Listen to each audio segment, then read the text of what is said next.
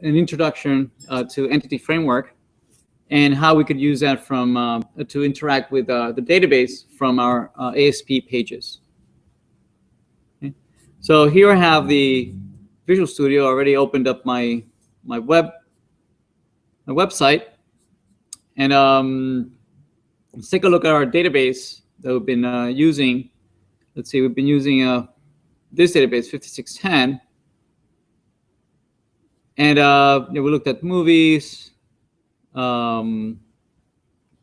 courses, faculty, and whatnot. Okay. So let's create here a couple of tables and see how we could interact with them using entity framework. So first, let's look at a simple one-to-many relationship, and then we can look at a many-to-many relationship. Right. So let's create here maybe a table where you have an author that has written several books. Okay, so let's create a table first for capturing the information about an author, and I'll try to keep the schema to a minimum just for time. But here we have a table author, and that author might have a primary key, an identity, so that we don't have to deal with the numbering of the primary key, and then here's the name of the author. Again, I'll keep it simple. I won't go into any more fields. Okay, just the name of the author. Okay. Let me create that table, and now let's create a second table for the books that author might have written. Okay, so let's create here. Oh, wait a minute. Okay, author. And this is create a book table here.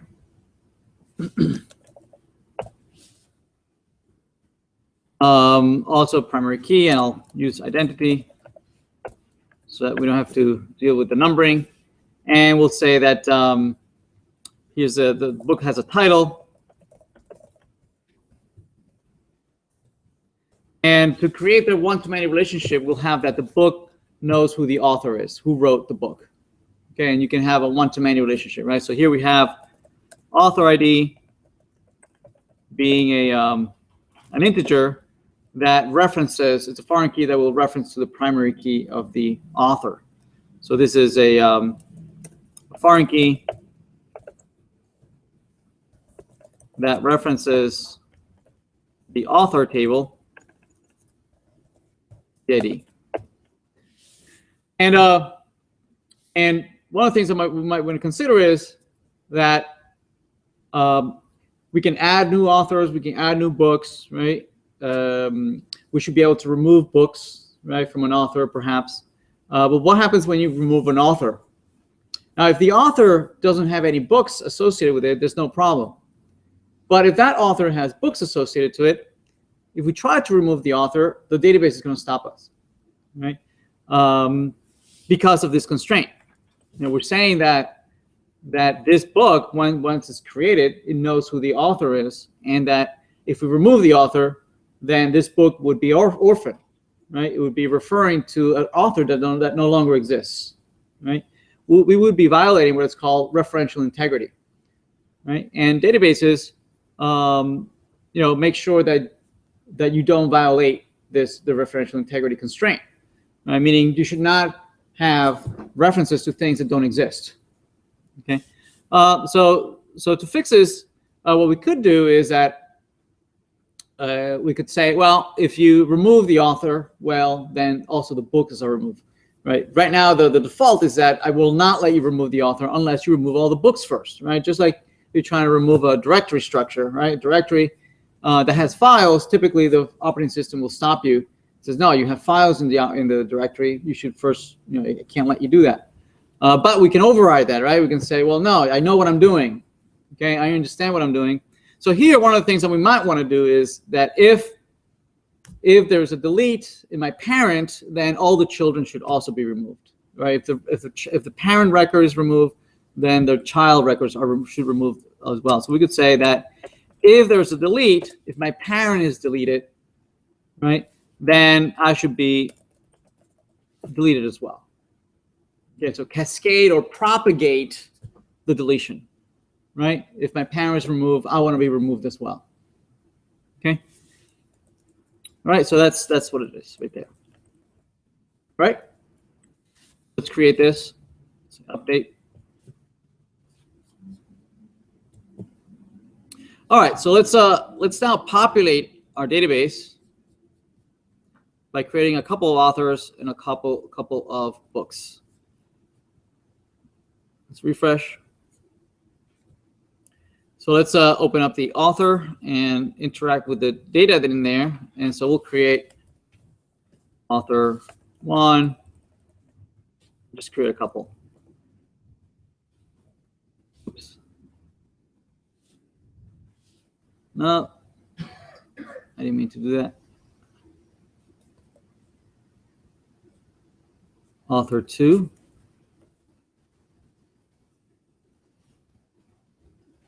Author 3.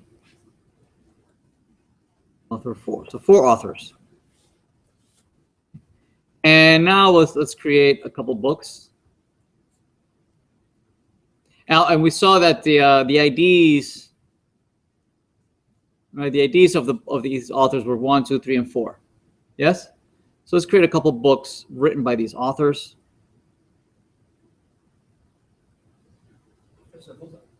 Yes. IDs are created automatically, or? The IDs? Yeah. Yeah, because we added the identity keyword. Yeah, by adding the identity at the end of the primary key, it will automatically increment the ID. So can you explain the difference between the ID here and the ID in MongoDB? I mean, look, the IDs in MongoDB. Yeah, no, and right, in ID in MongoDB, they're by default they're selected automatically, right? To be random and to be unique within that collection. Okay, and you don't have to do anything, right? That is the default behavior. The values for those IDs looks like they don't mean. They're unique. Yeah, they're unique identifier. How can we make use of those IDs in MongoDB? To guarantee uniqueness. Yeah. I mean, can we search something according to the IDs? Yep. But we don't know the value of the IDs. Yes, you do. Right. When you query, you have the object. The object has the ID. Right. Then you can go back to the database to ask for more information about that ID. Right. You have the ID, right? Because you query the objects or the list of objects. Right. And the list of objects includes the ID. Underscore ID attribute is there. So we can see the ID. Yep. Yeah. Just like any other attribute. Right. If you have name, title, whatever, underscore ID. Can we set the ID by ourselves? Yes, you can. Yeah. Yeah. By default, if you don't provide it. Override it. Yep, you can override it. Okay. Yep. Over here, the default is that you have to provide the ID in the relational model. You have to provide the ID unless you delegate the job to the database. Okay. So we must state that those IDs are primary keys, so they can be created automatically. Yes. Yep. And the identity keyword. Yeah. That keyword is different from different databases. So MySQL, that keyword is not identity, but it's auto increment, auto underscore increment. I mean, that's how you tell that primary key should increment on its own. And you can configure by default, it starts at 1, and then it increments by 1 after that. But you can configure to start somewhere else. Start at 10,000, right, and then increment by hundreds. So 10,000, 10,100, 10,200, so on and so forth. You can increment it. All right, so here's let's create a couple books, and we'll say, well, this book was written by the first author. Oops.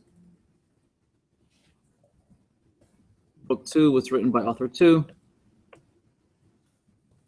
Book 3 was written by also author 2. Book 4 was written by author 3. Book 5 was written by author 4, and book 6 was written by author 4.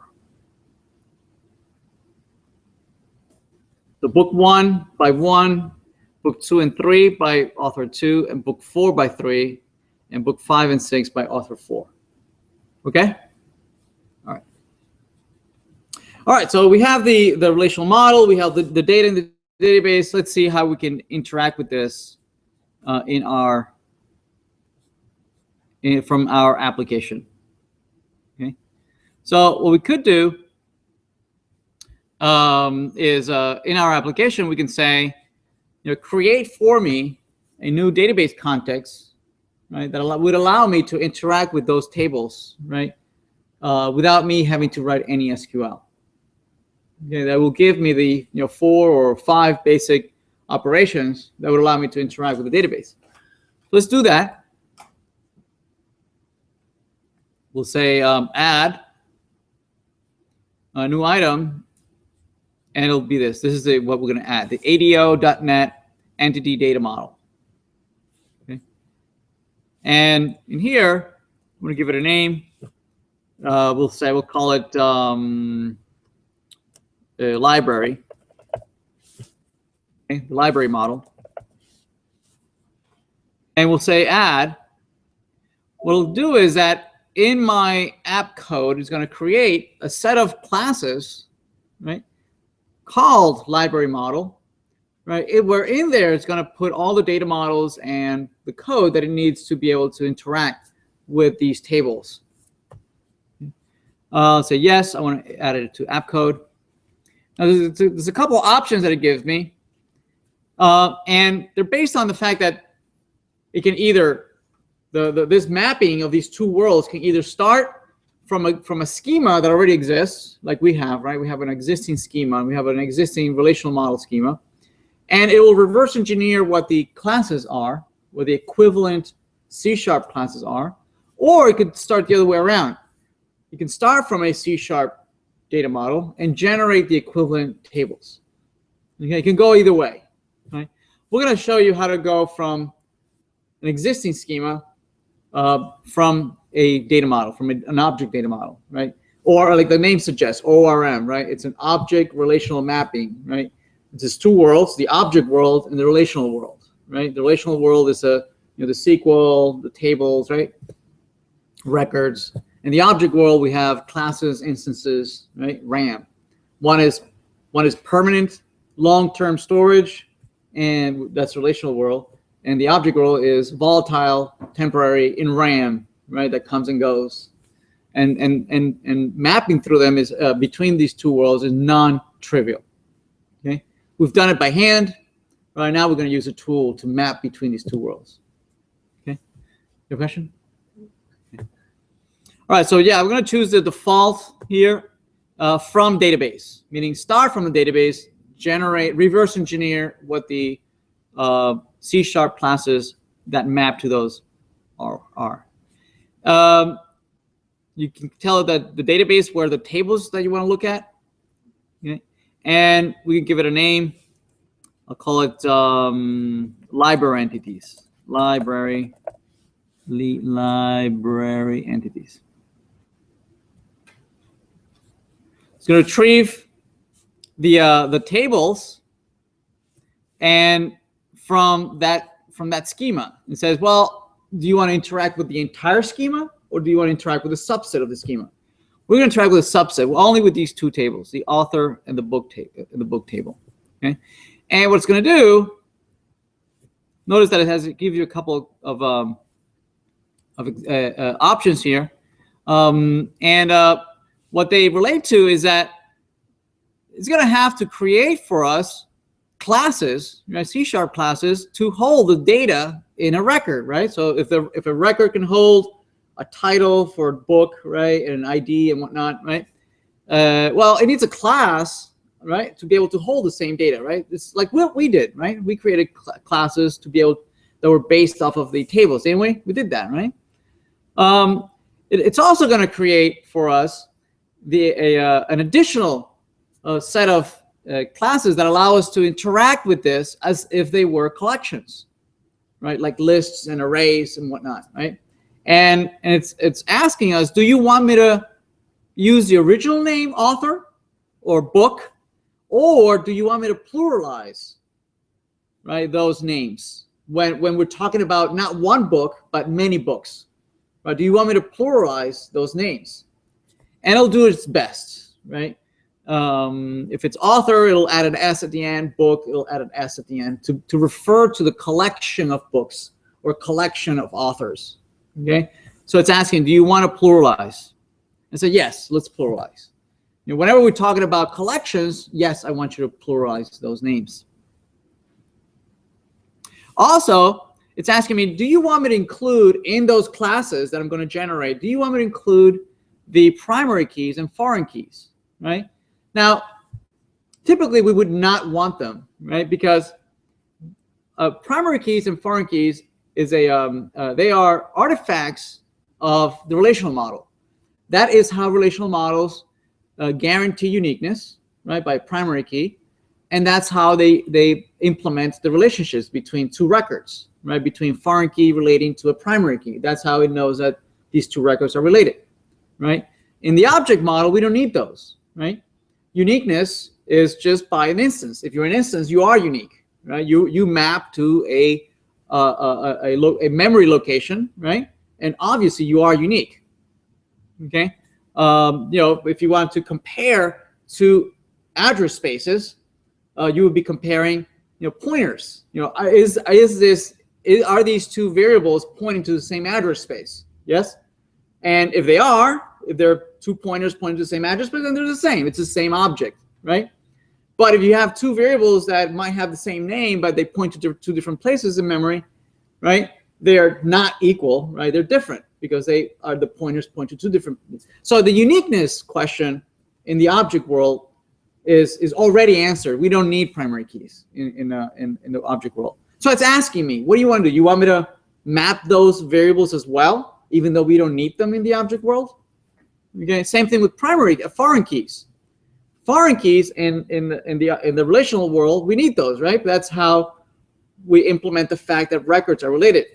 In the object world, instead, what we do is that we have variable references, right? If a class contains or is a parent of another class, usually has a variable, right? That has a reference, a pointer, right, to some other instance, correct? Or if it's a parent of many children, it will have a collection, a list, or an array. And those arrays are arrays of pointers. Yes? So we don't need these foreign keys. Foreign keys are kind of like a, you know, it's a very specific to relational model. But I'm going to keep it. I'm going to keep the default just to show you what it generates. Okay? I'm also going to call this library model. Okay, finish. So, Professor, to be straightforward, each object is a table, right? I'm sorry? Is a table equals? Yeah. So for each table, it will generate an equivalent class, right? And for each record, you'll be able to instantiate an instance, right? That is tied to that particular record. Right? And whatever you do to the object in memory, right, you can have it synchronized back to the record. Right? So you're working with temporary. It's going to give you some security warning. You'll say okay. So yeah. So what we want to be able to do, the API is going to allow us to maintain this this synchronicity between these two worlds. So okay.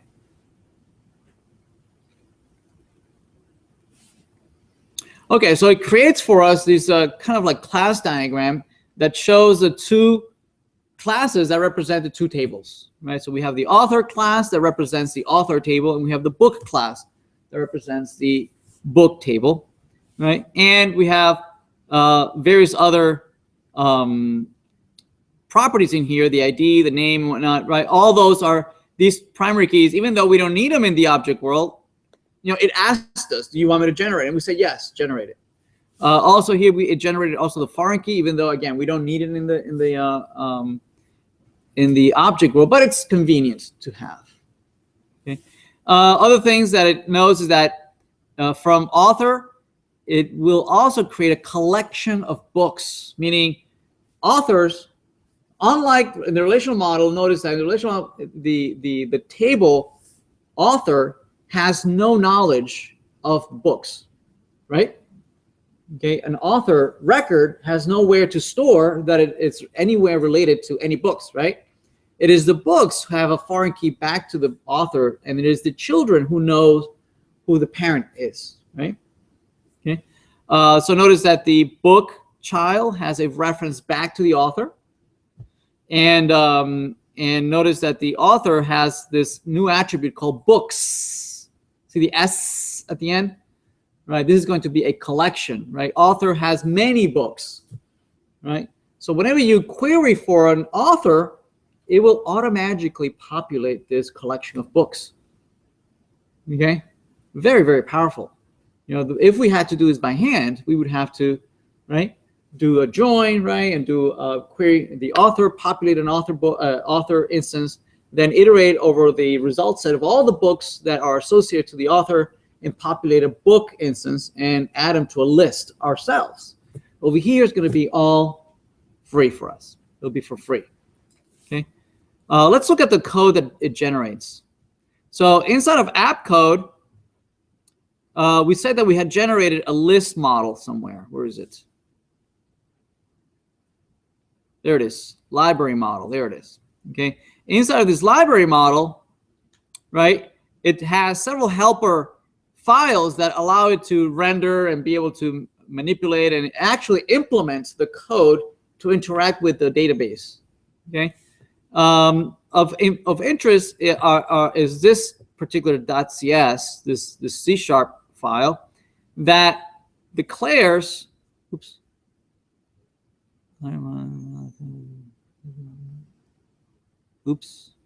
what did it not like?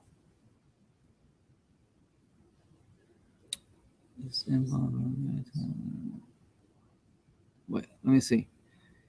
All right, I created books and author, and authors. This member is defined more than once. Oh, I think I already had this example, and it had two. Now we have 2 books and 2 authors. Oh man, author. This books. This is books. It's this book. So how could it?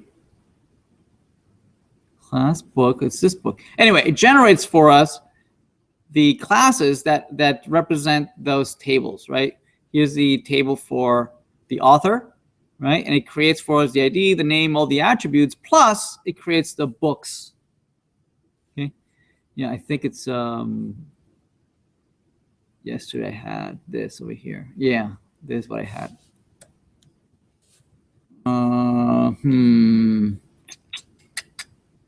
What should I do? I guess I could just blow it away.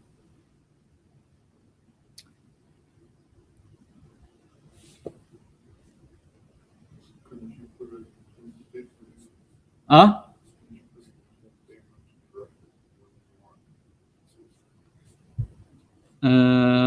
Which one is it? I don't know which one it is. Using, what do I call it? Library?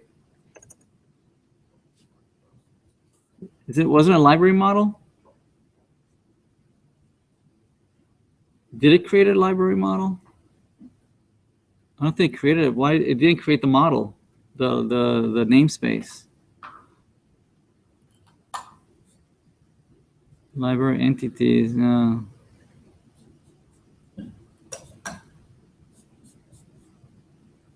Okay, how about we do this? We say namespace, library data model.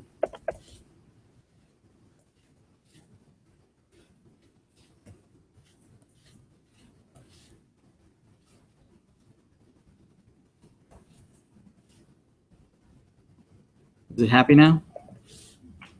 Okay. All right. Yeah, but then everything else breaks, right? Because all the other ones don't know that this is a lot. But didn't I give it a model? I thought I gave it a model, a namespace. All right, let me recreate it.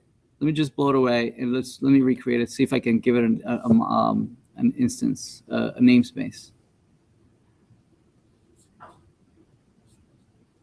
Okay, let me recreate it. Let me add again. Video and okay, so this was library model. Okay, add. Yes. Next. It's this one. Is okay. I'll go with their default name. But it's very important, this name. Remember it, CS5610 entities, right? So that's going to be our entry point into being able to interact with all these tables and all these classes. And I'll leave the default. I won't touch it. I'll use the author and book. Finish. Let's see. Okay.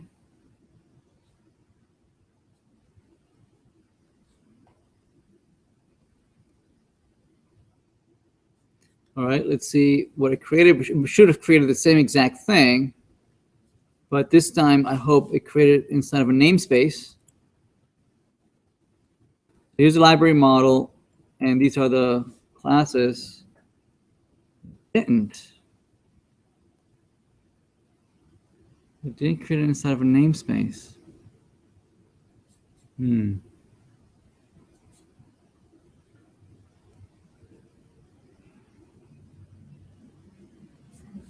Well, let's see. Let's see if we can use it. Let's create a table. Let's create a page here in the experiments, 5610. And we'll say entity framework. We'll call it library. Library entity framework. And in here, we'll add an ASPX. We'll say, let's create a web form. We'll say that we want to list all the authors. All right, so author list. Add. And so this will be maybe H1, author list. What we want to do here is retrieve the authors from the database, right, and send it to a repeater, right?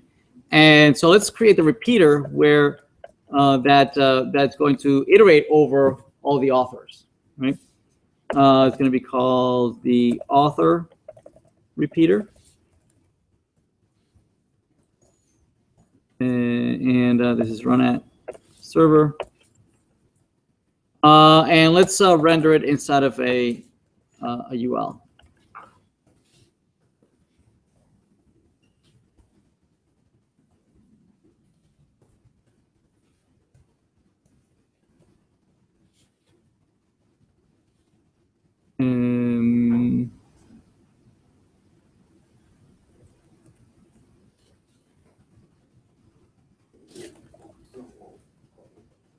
Sorry? We'll fix all of your indentations. Oh, here? Next level.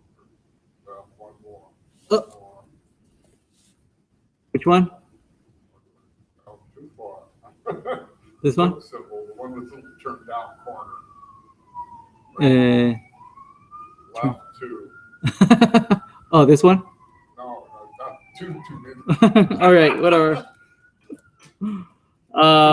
Because it's when it's like the three symbols are auto indent and then comment. Oh, this one? Yeah, that's Okay, thank you. So in here, presumably we're gonna retrieve all those records, right? All those authors, and those instances of the authors are going to have what? The name of the author, the ID of the author, right? So let's list the name of the author here. We'll say that this will be, I'm going to render li in here. And we'll say eval, the name of that author.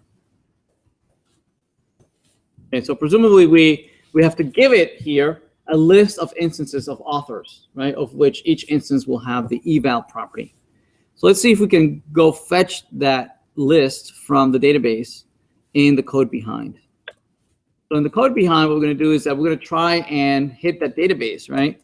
Here's where we're going to use the name of those entities, right? And those entities, if you remember, I think it was CS5610. There it is, entities. Remember that was the name that it came up with for the name of the entities? Okay. So we're going to call this a variable DB. We're going to instantiate one of these guys. And this is our entry point to start interacting with the database. Okay.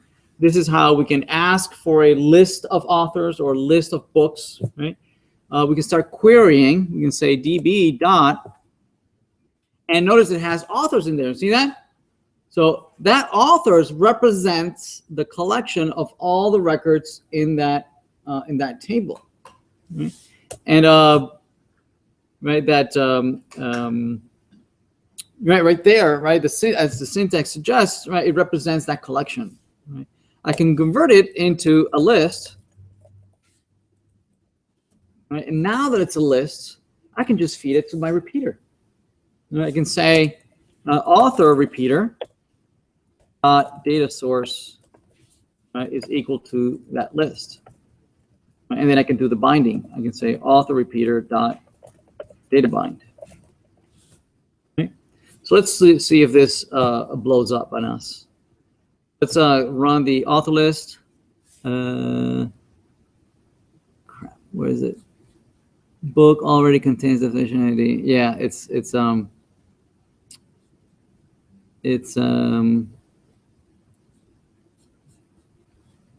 conflicting with my other. Let's see if we're removing this, we'll fix it. Okay.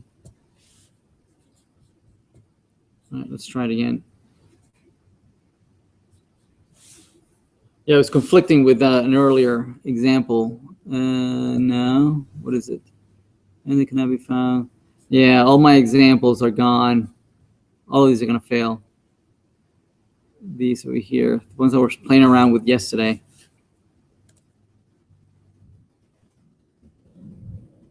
When was it?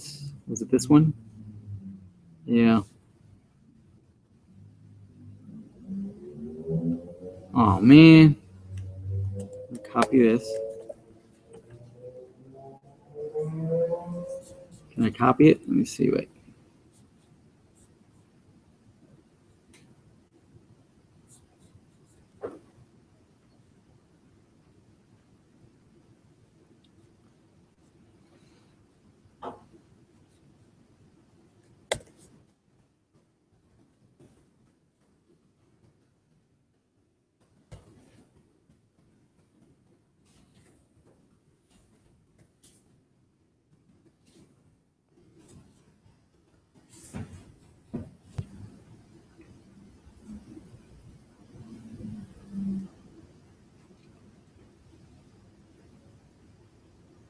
All right, it's building this. Oops, the resource, blah, blah, blah, 45. Yeah, but I wasn't running this one. No, I don't want this. This, no, close this. It's this one, author list.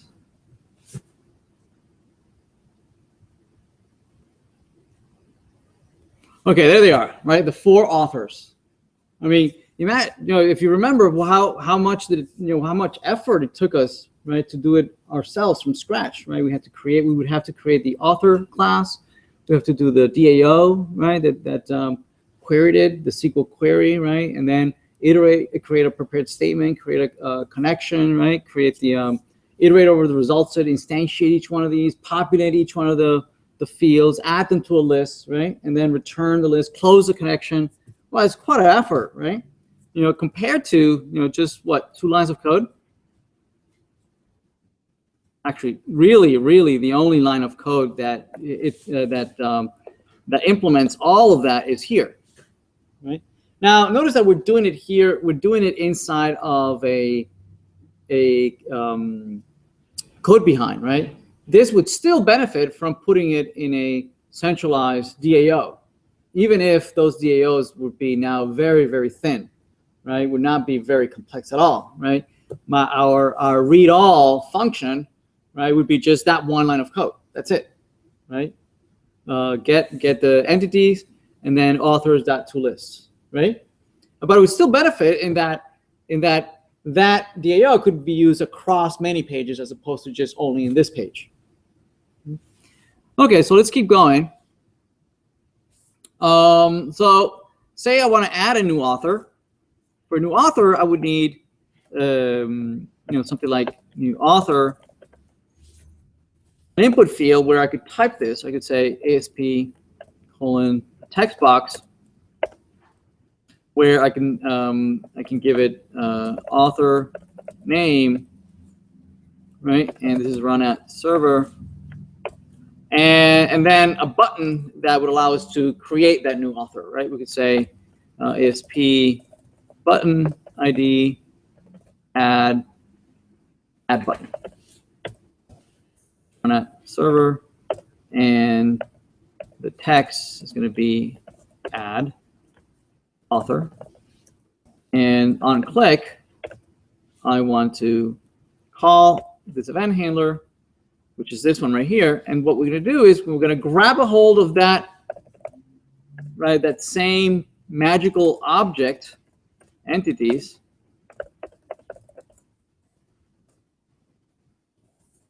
that allows us to retrieve those authors. Look at that, right? Those are the authors.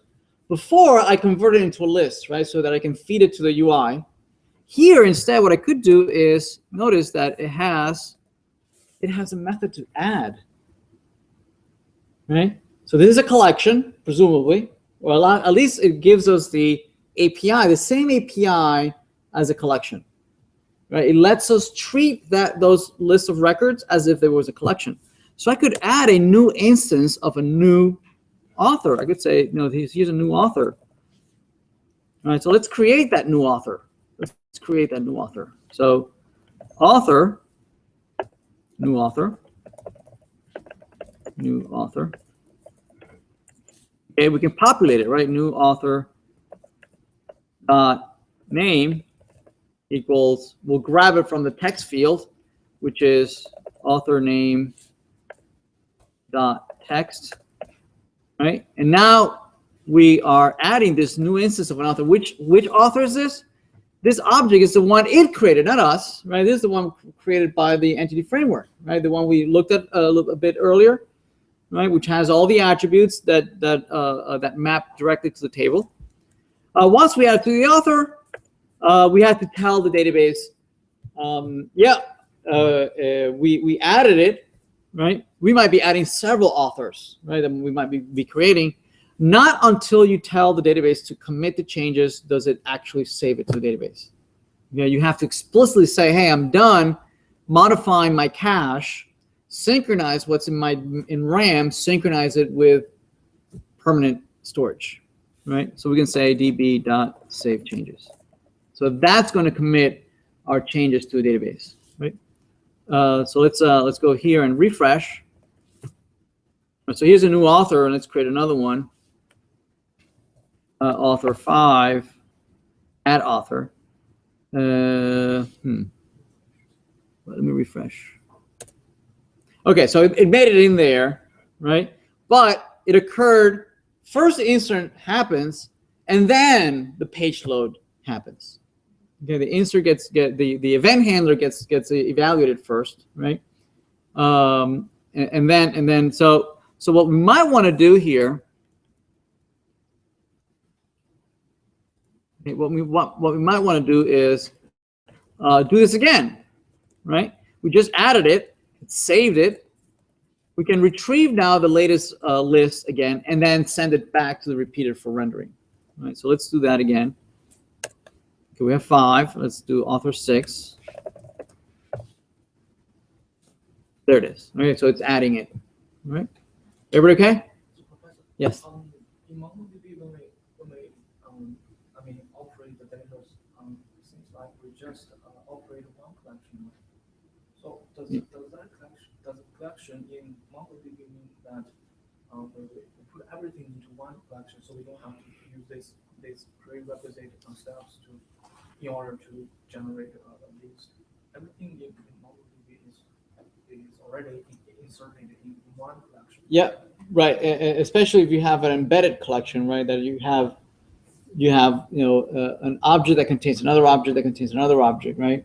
And you're manipulating the entire object, right? Adding and removing, and right, and then you're persisting the entire object, which contains other objects embedded in it, right? The whole thing is being persisted, and this works similar.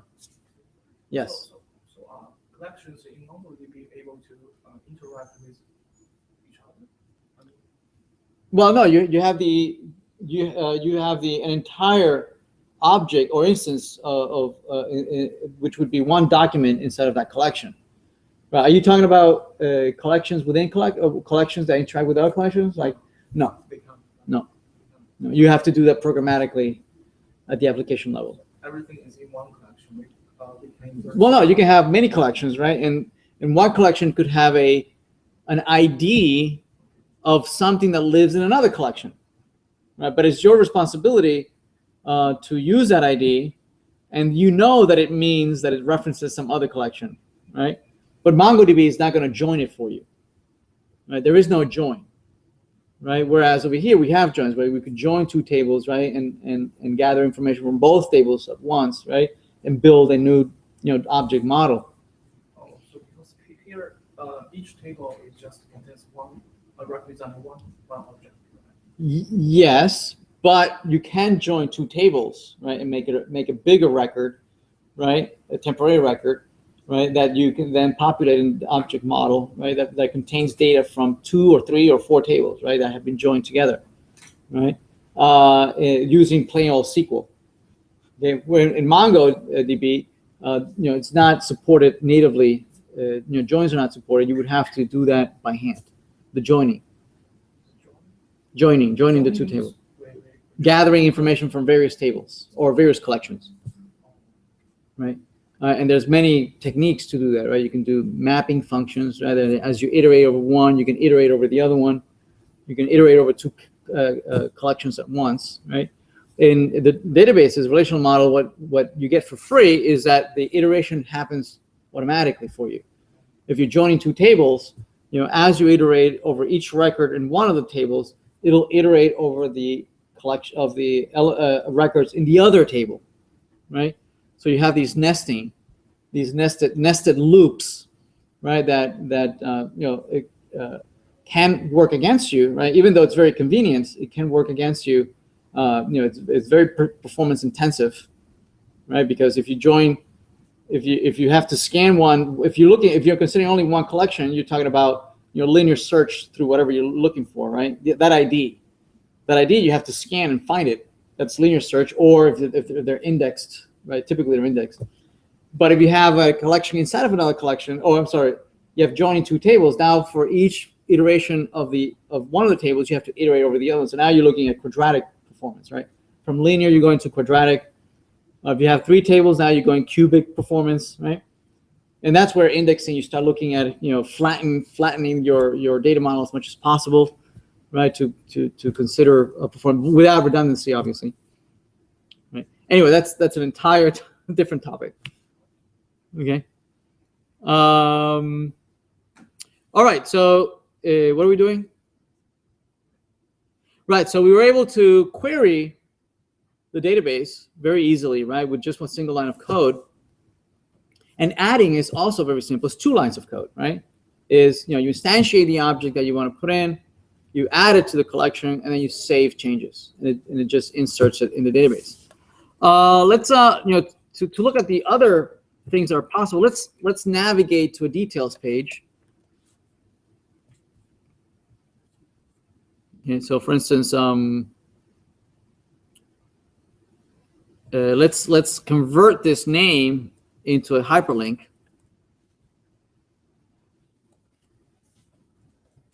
Let's create here a hyperlink, a href, author details, ASPX, and we'll pass along the author ID. And we can grab the author ID from, as we're iterating, right? It will be here, right? It'll be in eval, the ID. And this is where I was mentioning that you know the ID, right? You're mentioning, how do we know that? You have the ID even in Mongo. In Mongo, the default name for IDs is the underscore ID, right? All the records that you get back have the underscore ID in it. Right, so let's close this. And let's close that. There we go. Okay, we can clean it. Where'd my icon go? This one, right? There we go. So if we now iterate and we refresh this, these would become links, right? If I hover over it, you see that it says author ID number 1, 2, 3, 4, so on and so forth, right? So if we click on 3, we'll go to a page that doesn't exist yet, but let's create that page.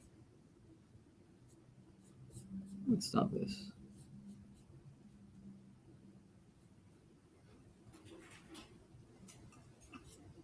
So let's in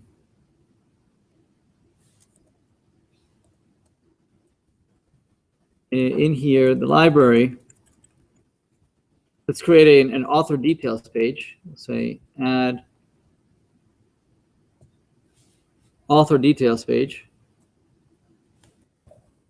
Author details.aspx. And we'll call this h1 author details. Okay. Okay, at least we have a placeholder. And what we're going to do is, right now, the only information we want to display about an author is their name. That's all we have for now, right? So name, we'll say maybe ASP, label, ID, author, name, run at server. So we can use the same technique we used earlier, right, to retrieve that author.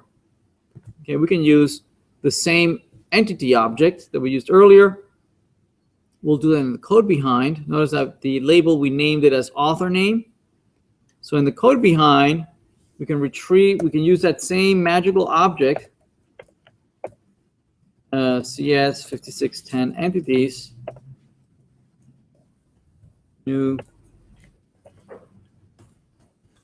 So we have that ID in the query string, right? We can retrieve that query string and say that the author ID is in the requests in a query called also author ID. We're going to parse it into an ID.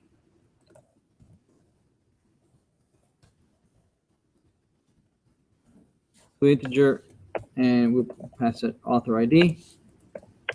Now we have the ID. We want to retrieve, right, that author record that matches this ID, right? Again, in a DAO, we would have to do what? A read by ID or find by ID, right? And we have to get the connection, right? Create a command, create a select statement, right? Populate the ID using a parameter, doing the query, retrieving the result set, getting the first one, populating an object instance, right? And returning that object instance. Over here, it's as easy as saying that you have author is from the DB, the authors. Okay, authors, that's already the collection. Right, so this syntactically represents all the authors. But I don't want all the authors. Find me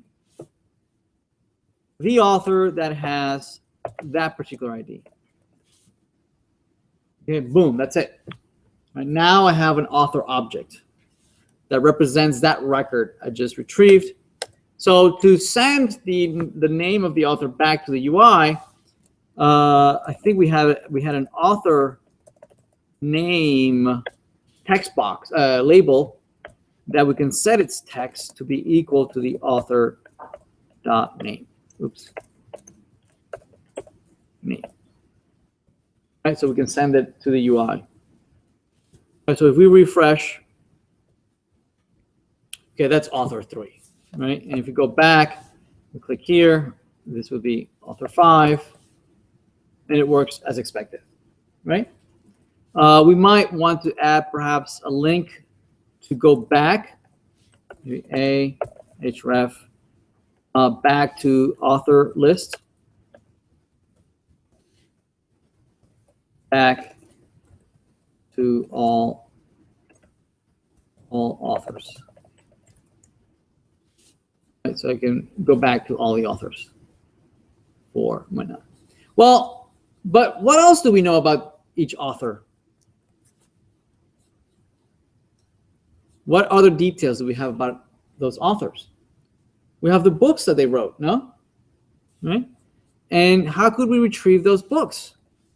I mean, we have the author book, the author object, right? And as far as we're concerned, the author has a collection of books, right? If you remember in the data model, and that collection was called books, isn't it? Look at that, there's books. So that book, this book's attribute should represent the collection of all books associated to this author, joining the two tables. But I didn't have to join anything here, right? It does that all for me, okay? So I already have these books, so I could send it to the UI, right? To a repeater that could display these, right? So let's do that, right? I could, cancel. Go away. We could say books to list and send it to a repeater. We'll send it to a book repeater that doesn't exist yet. We'll build it in a second. The data source is going to be equal to that list, and then says book book repeater. Oh, I misspelled it both times. Book repeater, and then data bind. Okay, so let's create that book repeater in the UI. So at the end here, we're going to say author details, and below, we're going to say H2 books. Books that this author has authored, right? And we'll create a repeater that can, with that name, book repeater, run at server. And we're going to render this as a UL.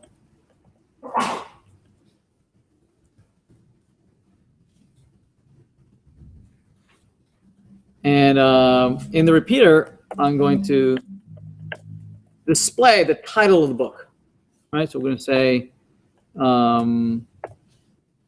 hash eval the title, right? Because we're iterating over instances of book. So now if I go back and I refresh, okay, notice that there they are, the books, right? I guess we forgot to put an LI.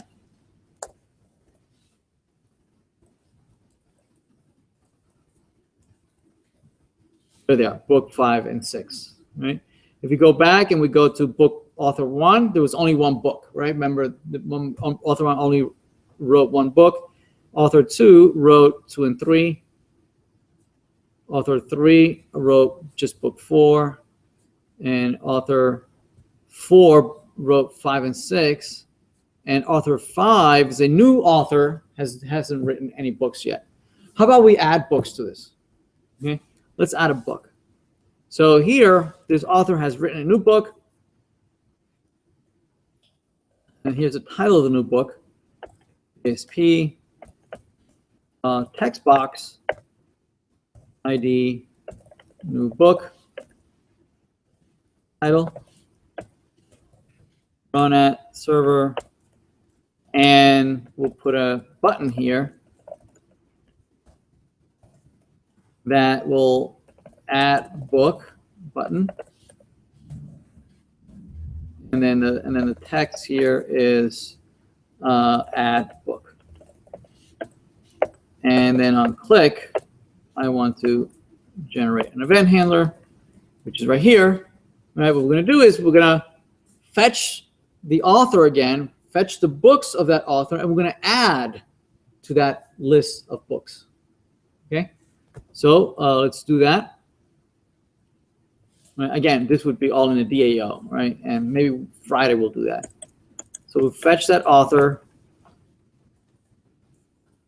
We have the author. That is the author. That is the author. We have to create an instance of a book. Right? We'll create an instance of a book. We'll say book, new book. And we're going to populate the attributes of this new book. We'll have that the title. We're going to grab it from the new book title text box. Text. Right? And we're going to tell it that, hey, your author, the one who wrote you, is this author over here. Right? If you remember, new book has one of the attributes is a reference to the parent. Right? Just like authors have references to its children through a collection, the children have a reference back to the parent, right, through an instance variable, which is author. So the author of this book is this author over here. Okay, so that's all it needs, right, to to be able to insert this new book into the database, right? That's all we really need. Right? We can say we can save the changes right here. We can say save changes. What's that going to do is going to insert a new book that knows that the ID of the author that wrote it is the ID of the object author. Right? It's this ID over here.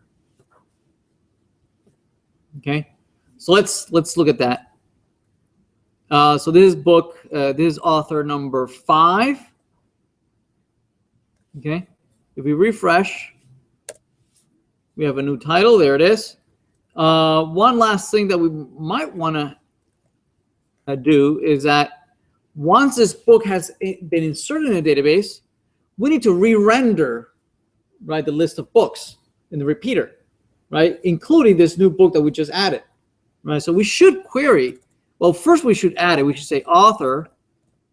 You have a list of books, right? We're going to add this brand new book that we just wrote. Okay. Also save changes. Right. And finally, we're gonna from the author, we're gonna get the list of books and send it back to the repeater. Re-update the repeater. Okay. All right, so let's see. This is we'll call this book 555. Right there it is, book 555. Right. At book. So now we have these 2 books. If we go to the database and look at the list of books, it should be in the table of books. Let's say books. Right, these 2 new books are there. There it is, book 555 and 123. And notice that they were written by author 5, and author 5. Author 5 is this one, right? Which is exactly what we have here. Everybody okay? Make sense? Yes. Can I delete that save change sentence about? I'm sorry? Can we back to that page? Here? No, the ASP page. This one? The ASP page. This is the ASP page. Oh, the code. Okay, sorry. Here? The CSS, the C sharp?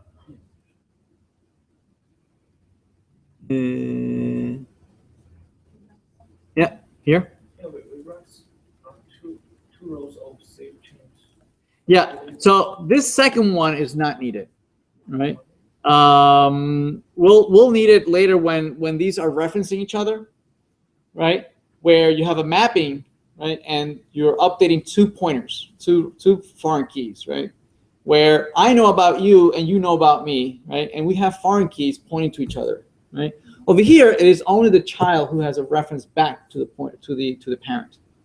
Okay, so over here, really in the relational model, there is no implementation, right, of the author knowing anything about the child. Okay, but that's because we implemented it using the child having a foreign key back to the parent, right? But there's actually many ways of implementing the same thing in the relational model. You could instead have a mapping table in between, right? And the mapping table says, that book was written by that author. Okay, in that implementation, you would have two foreign keys, right? Instead of the book having a foreign key to the author, you would instead, the mapping table, have foreign keys back to the author and the book, right? In that model, right, you would have to do this, right? This would update the foreign key of the mapping table back to the author, whereas this one over here, right, would update the foreign key of the mapping table back to the book.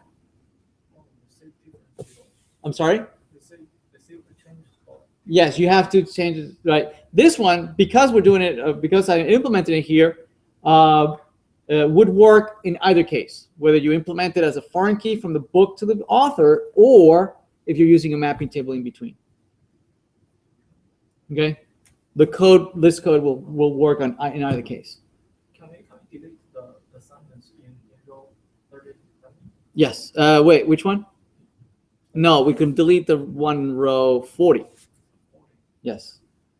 If we delete that, the books can't be added. Yeah, no, what's happening here is that what this is doing is it's saying the book knows who its author parent is, right? Because it is the book who has a reference back to the author. And that's exactly what we're saying here. The book has a reference to the author. And that is implemented in the database as this foreign key, this 5. Right? That 5 is written by that line, these 2 lines.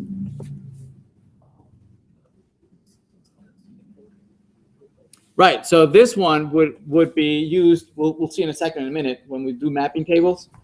This one would update the other foreign key, right? If we were using that implementation, which we're not. We're going to use mapping tables in a second. Okay. Well, not in a second. Are we going to get to it? Maybe. Where are we?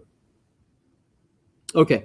All right. So if you remember, we had said that we wanted to support the idea that not only could you individually remove each book, right, but you could also remove the parent author, right, and that this deletion of a parent record that is related to several child records would cascade to the children. Okay, so let's first try and remove just an individual record, right? So let's navigate to a book and then try to remove just the book, right?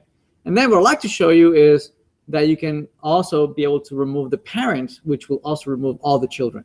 Okay, so first let's remove one child at a time. Let's navigate to an individual book first. Okay, so these are the books.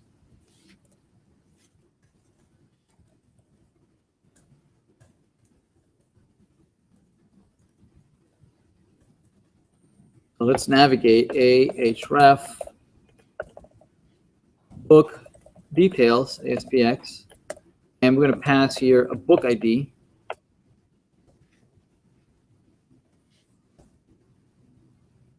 Eval the ID of the book.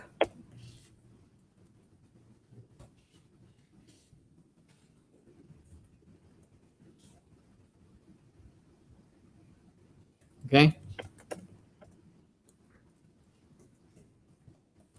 So now if I refresh this,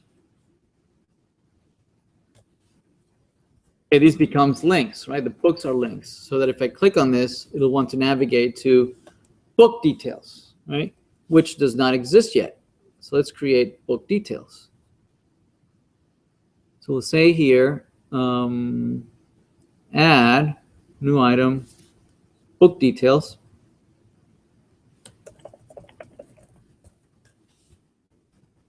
We'll say H1 book details. Okay, we have book details placeholder. And for now, let's just show the book title. So ASP label ID book title label run at server. So let's populate this real quick.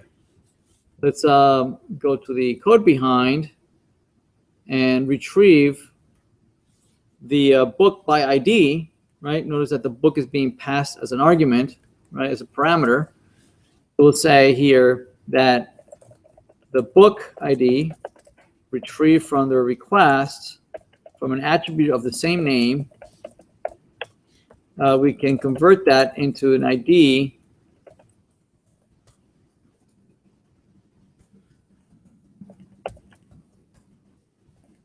okay, like that. Once we have that,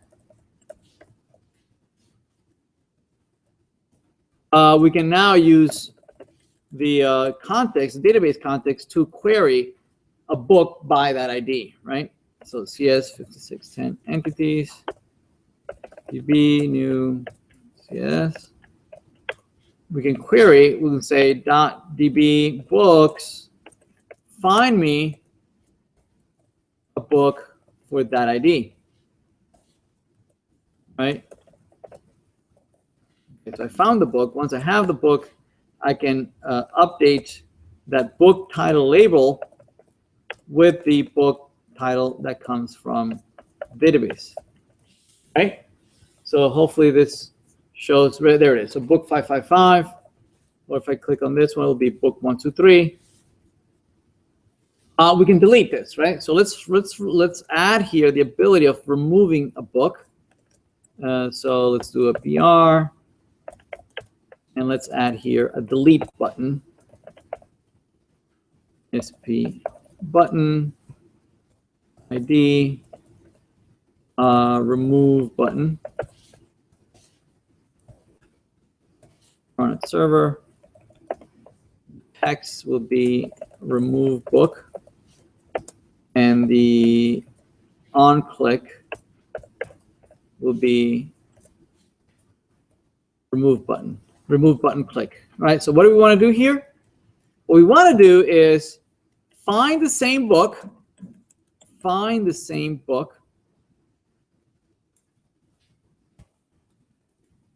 So there's the book. That is the book that I want to remove, right? Right, that is the book that I want to remove, right? We found it, we have it. And now we have to remove it. From where do we remove it? We want to remove it from the overall collection of books, right? Where is the collection of books? It's in db.books. There it is. Right? That is the collection of all books, right? And from there, we want to remove this book, the one we just found. That is the book that I want to remove, right? And I want to save the changes. Okay. Now that we have removed the books, what do we do? Well, this page is invalid now, right? Because I just removed the book. The page is no longer valid. It does not exist anymore. So what we might want to do is go back to the author page, right? And the book should not show here because I just removed it, right? Okay. So we want to go back where? We want to go back to, we want to do a response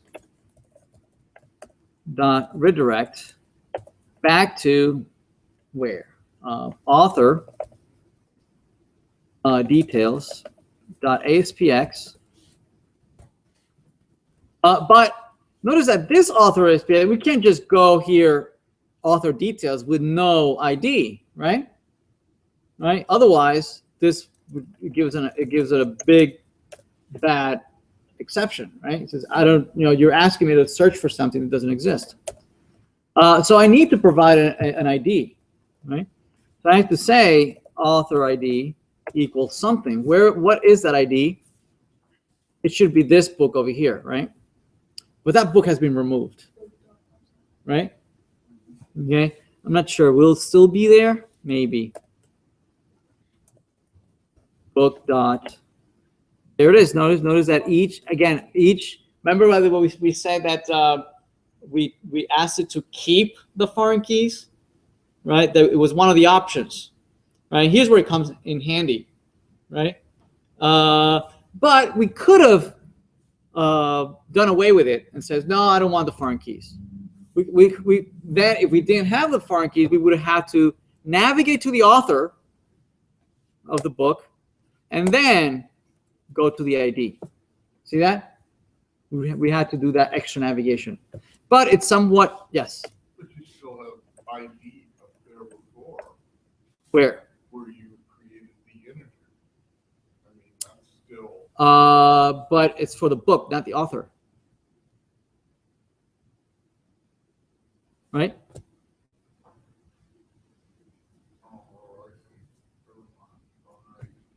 Yeah, I need the author ID. Right? So it's here, author ID. Okay. Author ID. There we go. Right.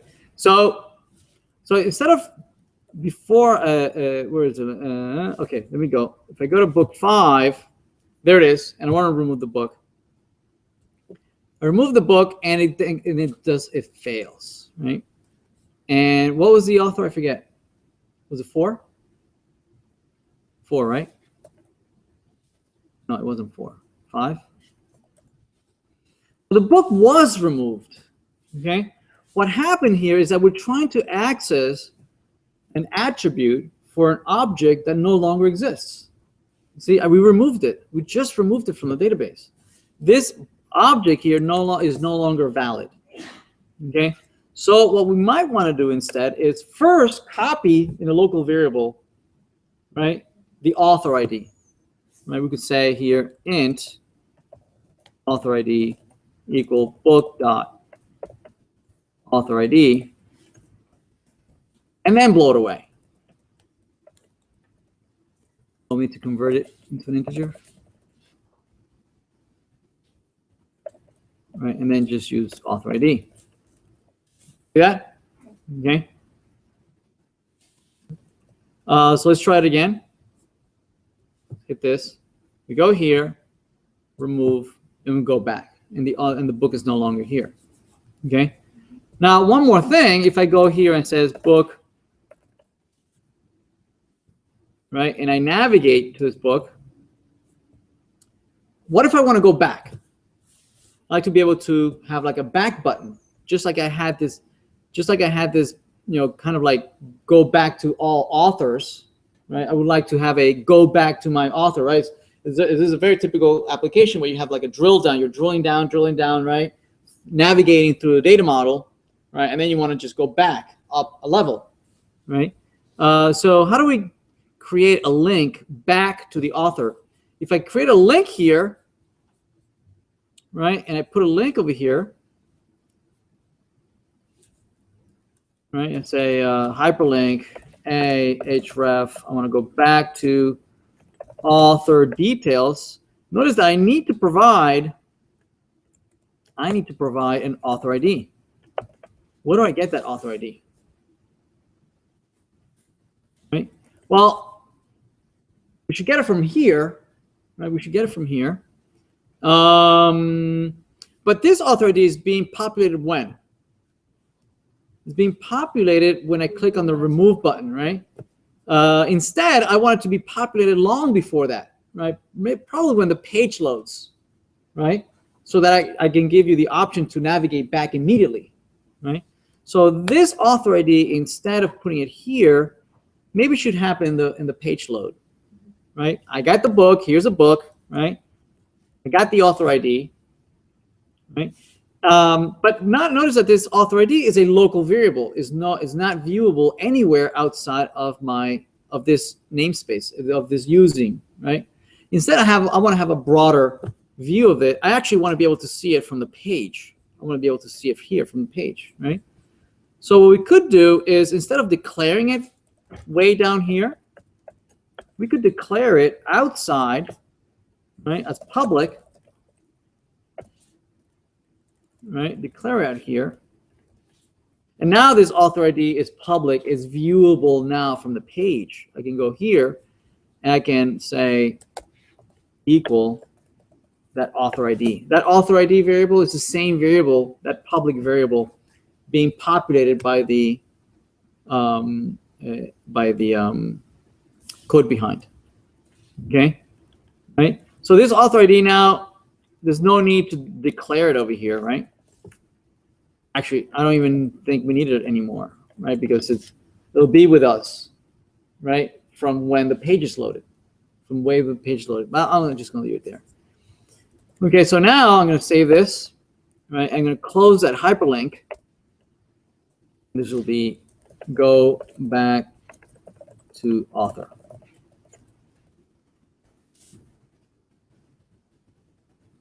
Okay, there it is, right? And so if I click on go all back to author, it goes back to author number 5 with the book. Okay. All right. So the question was, well, what if I remove the author? What happens to all the books? Right. So let's create a couple books here. Book ABC and book CBS. We have 3 books associated, and they are in here, right? Book data. We refresh, the books are there, right? All written by author 5. Okay. Well, what if I remove author 5? Okay. Typically, if we didn't have that cascade, on cascade delete, on delete cascade, the database would stop us. Would say, no, you are violating referential integrity. You're not allowed to do that. Okay. You cannot leave records orphaned. Okay, but because we added the on delete cascade, it will let us do it, right? So let's remove, oops. Let's add a delete author here in author details page. Let's remove, and let's add here a button. Oh, no, these are books, sorry. These are books. Here it is. So this is the author, and I want to remove him. So I'm going to say br ASP button. This will be ID remove author button. This is the text will be remove author. This is going to be run at server, and on click, I want to generate a new event, which will be this one, remove author. So basically, we need to do more or less the same thing we did for the books, right? We need to find the author, and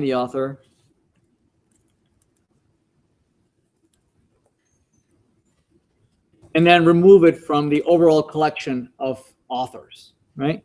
So we found the author and the overall collection of authors, there it is, and we want to remove that particular author we just found. And save, right? We're going to save db.save changes. Once we save the changes, this page is no longer valid, right? So we cannot stay in this page. We should navigate back to the list of authors, okay? So we're going to navigate, we're going to say response, redirect to author list.aspx. Okay, so let's refresh this. Now we have the remove author button, right? And remember these books, right? ABC and CBS and 321, 321, all authored by author ID number 5. Okay. Right. So if we remove the author, okay, it goes back to the list of authors. Notice that author 5 is no longer in this list. Okay, so I can't navigate to the details page anymore. But if we look at the book data, right, notice that they were there, all written by author number 5. We refresh, notice that they're no longer there, right? The delete operation has been propagated down to the list of books for that particular author. Okay. All right. So all this was just 2 tables, right, with a one-to-many relationship. Right. It gets much more interesting when we look at several tables, like 3 tables that are mapped to one another, right? Where we have maybe you have a movie and you have actors, and one actor might have participated in many movies, but one movie might have had many actors participating in that movie, right? And to do that, you need 3 tables, right? You need the 2 tables that represent the entities, the actors, and the movies, and then in between you need a mapping table that says what actor acted in what movie, right, and vice versa. And we like to be able to do the kinds of questions that we like to ask is, for a given actor, what are the movies that actor acted in?